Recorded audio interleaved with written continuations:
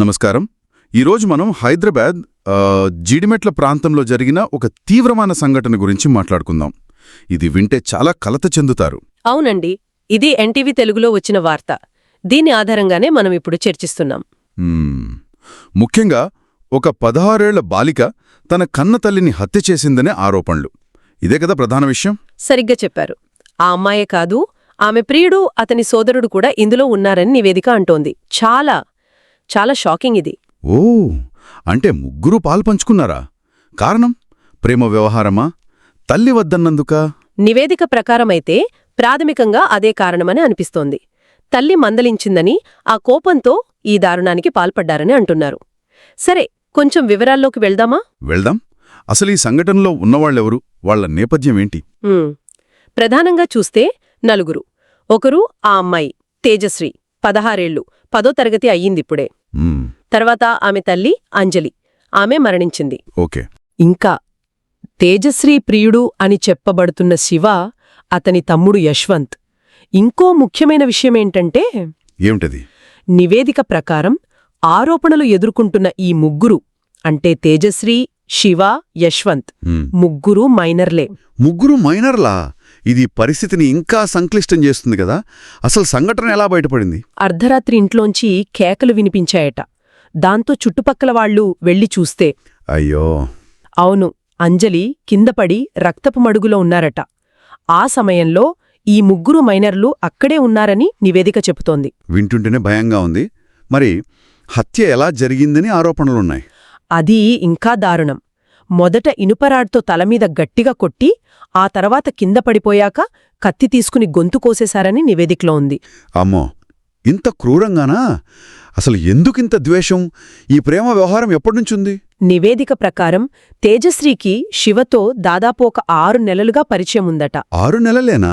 అవును. 10వ తరగతి పరీక్షల టైంలోనే, ఆ సమయంలోనే తల్లి వీరిద్దరిని గమనించడం, మందలించడం మొదలుపెట్టారని సమాచారం. అంటే తల్లికి ముందునుంచే ఈ విషయం తెలుసు అన్నమాట. వ్యతిరేకిస్తూ వచ్చారు. అవును.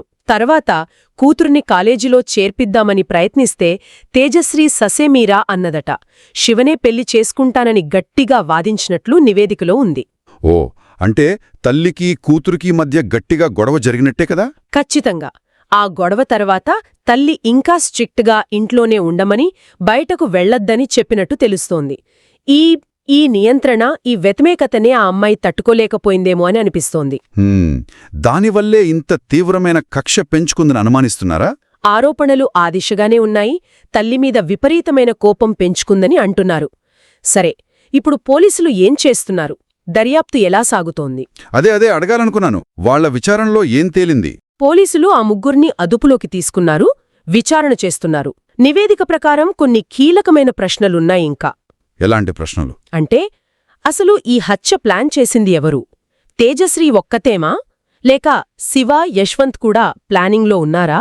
అసలు ఆ సమయంలో ఇంట్లో ఎవరున్నారు? దాడిలో ఎవరు పాల్గొన్నారు? ఇవన్నీ తేలాల్సింది. అవును, ఇవి చాలా ముఖ్యమైన ప్రశ్నలు. ఎందుకంటే ముగ్గురు మైనర్లు కాబట్టి ఎవరు ప్లాన్ చేశారు, ఎవరు నిజంగా దాడి చేశారనే దాన్ని బట్టి చట్టపరమైన చర్యలు ఆధారపడి ఉంటాయి కదా. ఖచ్చితంగా. మైనర్ల కేసుల్లో వాళ్ల ఉద్దేశ్యమేంటి, వాళ్ల పాత్ర ఎంతవరకు ఉంది అనేది నిర్ధారించడం చాలా ముఖ్యం. ఎవరు ప్రేరేపించారు, ఎవరు అమలు చేశారు, ఈ వివరాలు తెలిస్తేనే న్యాయం జరుగుతుంది. పోలీసుల దర్యాప్తు ఈ విషయాలనే రాబట్టాలి. మొత్తమీద చూస్తే ఇది చాలా విషాదకరమైన సంఘటన. ఒక టీనేజ్ ప్రేమ కథ.